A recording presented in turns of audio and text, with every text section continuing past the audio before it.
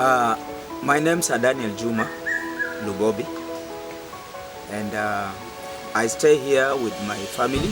I'm married with 6 children, and I've been caring for orphans for the last 15 years now. But of late, I moved into this place because I thought I needed a place, a spacious place, so that once we are at that place, we can at least do some projects to raise some money to help us feed these orphans and pay for their school fees and other basic needs for their lives. This place is called Sunrise Children's Center, and we are registered with the government of Kenya under the social services, and we are operating this place legally as per the laws of this country. I went to school because I was born in a family of 7, and I'm the 5th child in my parents' family. But I went to school, and after my primary school, I went to high school. After high school, I went to a college, and then after that, I came back to the community where I came from in Kitale, Kenya, and then I started working with the missionaries and other churches around, and then also other institutions within my local town of Kitale. I went for bookkeeping and accounts, and then administration. That's what I studied, and then as a teacher as well.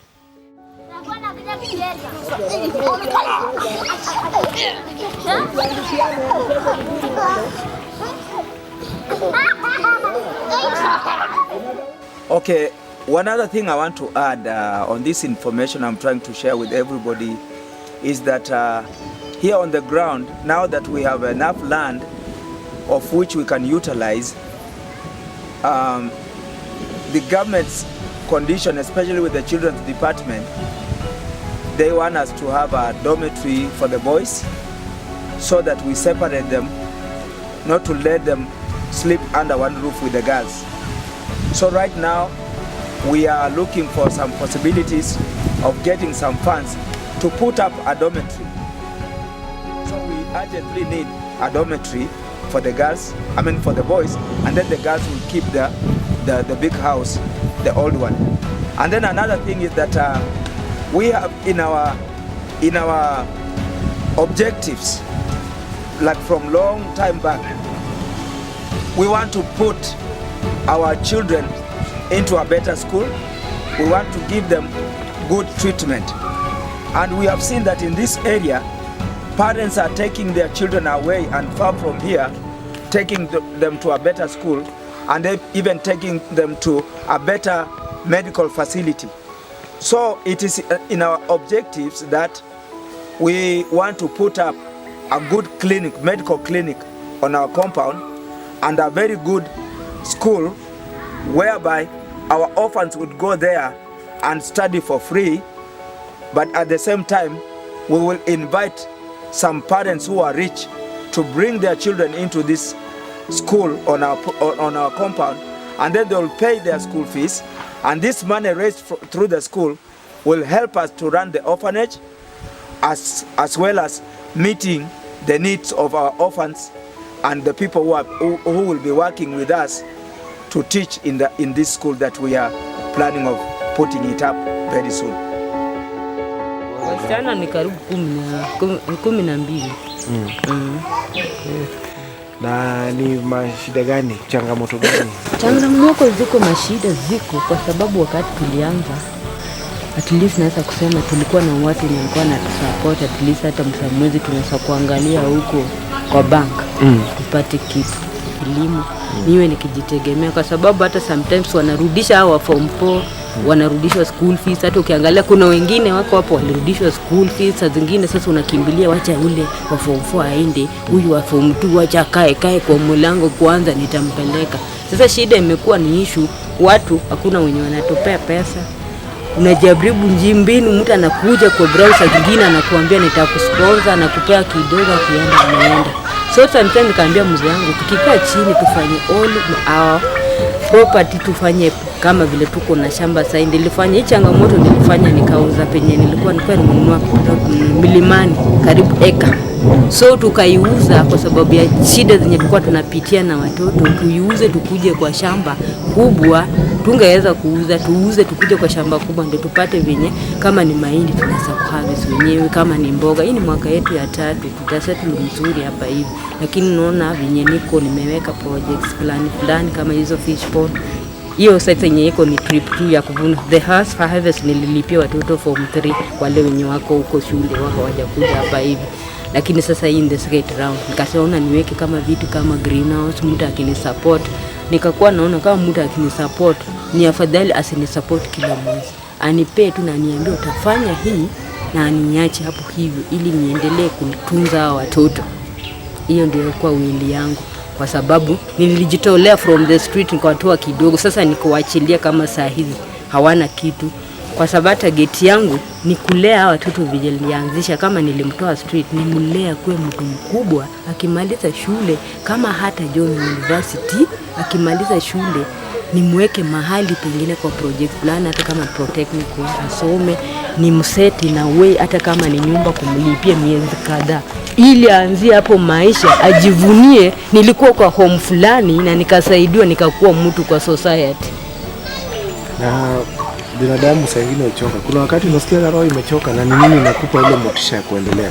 Saa zingine challenges ninapitia, roho inachoka, lakini nasema siwezi give up na watu, kwa sababu nikifikiria background yao from street, sasa wako wanaonekana ni watu, alafu ni waacha hapa katikati. So naona kama Mungu ataona sifanyi kazi yake.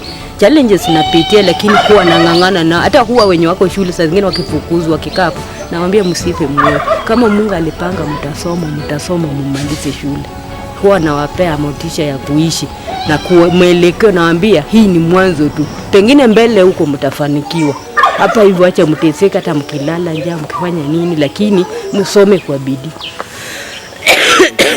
Yeah, when my children, our orphans, come to the age of 18 and they are now going through high school, what we normally do is that we look at what they can do, because some of them are very bright and they can make it up to university.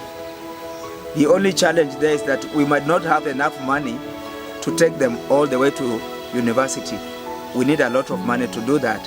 However, we are coming up with a program whereby we might put them into a special training, if it's catering or computer or any other, or maybe even driving schools, something that they can go into so that they can get a trade in their lives of which they can use to get employment or to open up a business for their self-employment. And another thing I want to say is that throughout my experience, as I've been working with these orphans for the last 15 years, what I could say is that I've been approaching different institutions, including churches, mosques, businessmen and ladies and women, and then even the government officials in my community. But to my surprise, many people tell me, we are coming to give you a support.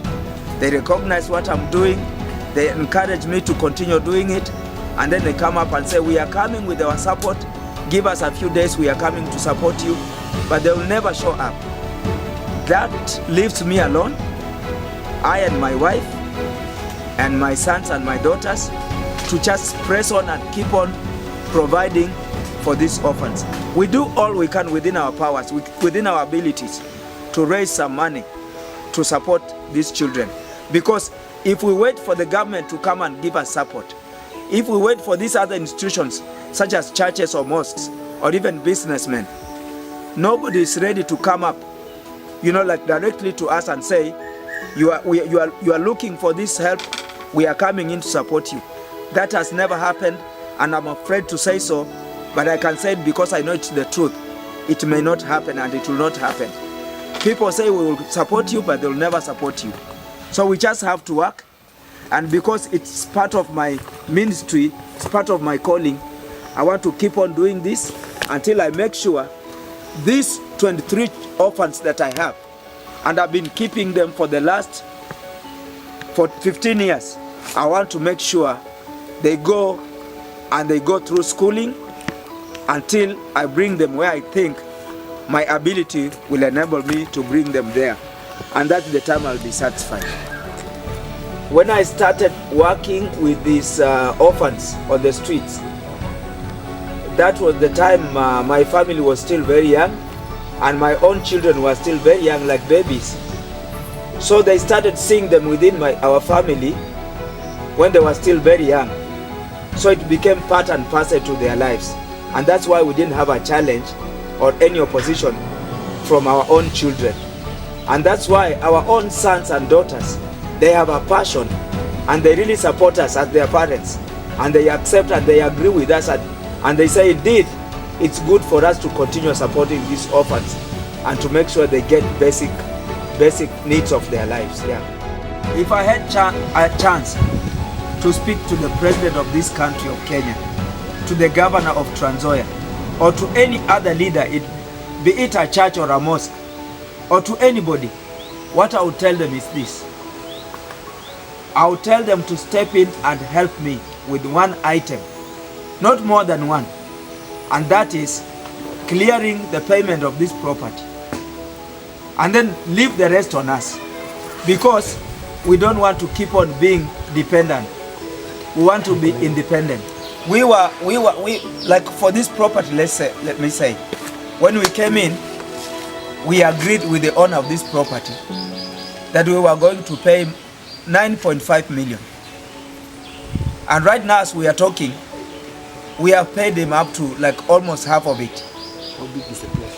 The place is 4 acres, 4.8 acres of land, with a very big stone house, and with some good development, so many trees, fruits and so forth. It's well developed. So we have paid him up to like half. So we are still in need of about 5 million, and then we shall be done. Okay, Rafo pia we cheza. Na msiangukiane, mcheze vizuri pale. Yeah. Unagawia mwingine boli, unacheza sawa hapo.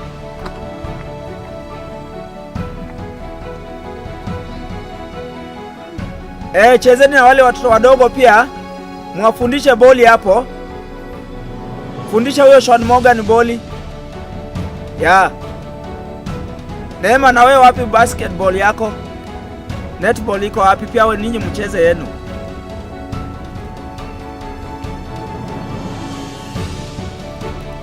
Sawa, endeleeni kucheza tu.